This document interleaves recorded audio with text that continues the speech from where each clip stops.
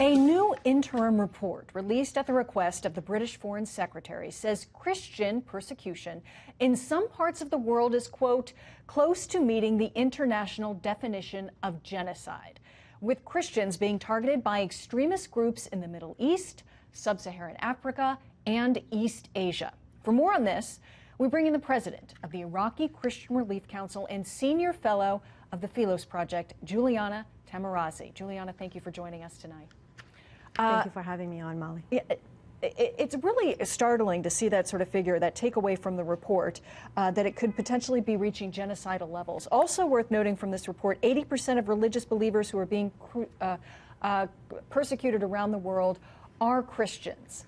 Should this be a wake-up, a worldwide wake-up? Absolutely. There has been a genocide that is already underway. And perpetrated by ISIS. As you know, Secretary Kerry announced this as a genocide of the Christians of Iraq and also the Yazidis. But this has been going on for so long. For example, in terms of Iraq, the Assyrians, also the Chaldeans and the Syriacs of Iraq have come under persecution starting 2003 until today. Our numbers were 1.5 million today, down to 200,000 people. And look at Sri Lanka, look at what happened there, look at what's happening in India. Nobody's really talking about India.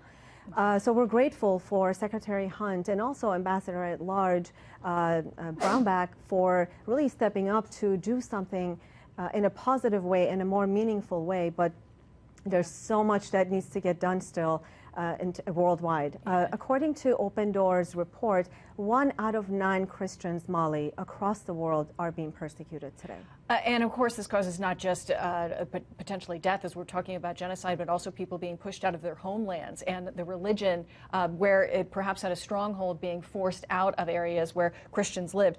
I want to take a listen. This is the British Foreign Secretary Jeremy Hunt speaking in Kenya. Around 250 million Christians being persecuted, 3,000 losing their lives last year alone, and that's increasing. And there are many different reasons for that. Religious conservatism, politicians playing on people's religious prejudices, state-sponsored oppression, terrorism.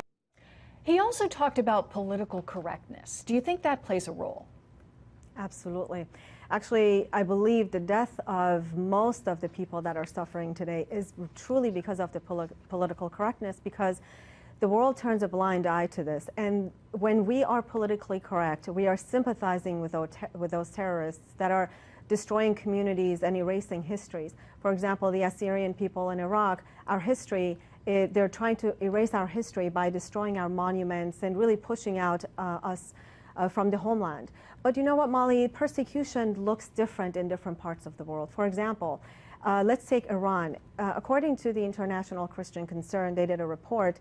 In 2017, there were 16 former Muslims that were persecuted. But in 2018, 171 former Muslims, and also 3 Assyrians that are being persecuted today, Pastor Victor and his family, for example. In Egypt, they are giving the Christians a hard time to legalize churches. We saw what ISIS did in Sri Lanka. So the way we answer every persecuted situation, it has to be different. For example, Boko Haram in Nigeria.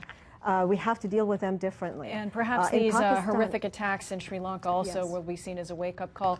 Juliana Taimoorazy, thank you so much for joining us today. Thank you for having me on. Thank you.